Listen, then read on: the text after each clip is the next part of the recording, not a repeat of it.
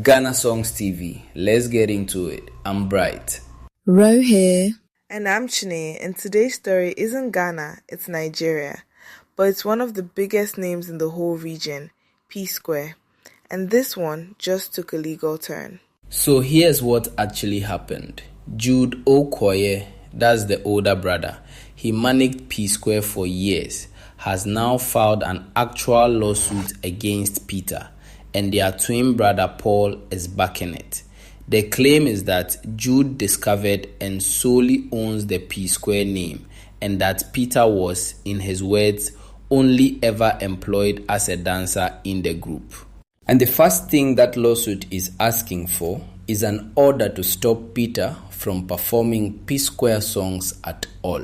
Peter broke the news himself in the 6th part of this video series he's been posting. He's been documenting this family dispute in real time for weeks now, and he said, quote, "There is another court case. Jude served me a letter with the support of Paul that he is the P-Square. First thing they wanted to do was to stop me from performing P-Square's songs." Ro, when you hear that framing, what stands out to you? What stands out is how personal Peter's response was. He didn't just deny it. He went straight back to the history, and he pushed back hard on Jude's version of who built what. His actual quote was, "You said you brought us to Lagos. Jude, we brought you to Lagos. I sold my car and paid for our first house. I still have the receipts. You and Paul ran away when there was nothing. I stayed back. Now, all of a sudden, you own P-Square." And when you check the actual timeline, Peter and Paul were performing together since 1997, singing in an a cappella group back in secondary school in Jos, years before Jude was even involved as manager in 2005. Their debut album, Last Night, came out in 2003. So Peter's argument is basically, the group existed before the manager did. How can the manager now own the name outright? That's a real tension in a lot of these artist-manager relationships. Not just this one, but it's rarely this public or this bitter. And it's not like this dropped out of nowhere either.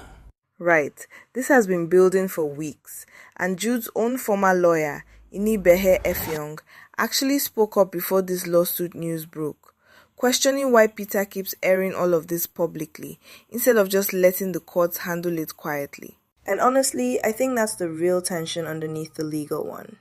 You've got Peter treating this like a public accountability process, dropping tell-all videos episode by episode, and you've got Jude's side trying to keep it inside a courtroom.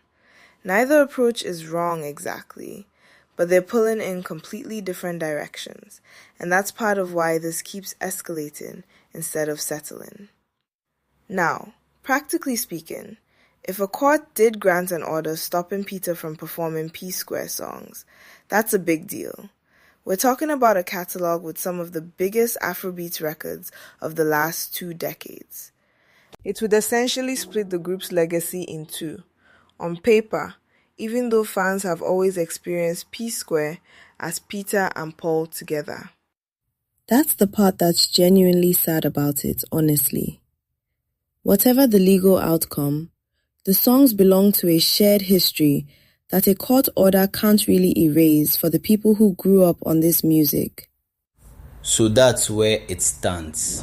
Jude's lawsuit is filed, Paul is backing it, and Peter is disputing the ownership claim in public while this plays out in court. We'll obviously keep tracking it as more comes out. Let us know what you think in the comments. Should this have stayed out of court, or was Jude right to formalize it legally? We read every comment and we'll be replying. And if you want to keep up with everything moving in Ghanaian, Nigerian and South African music, make sure you're subscribed. This has been Ghana Songs TV. Catch you in the next one.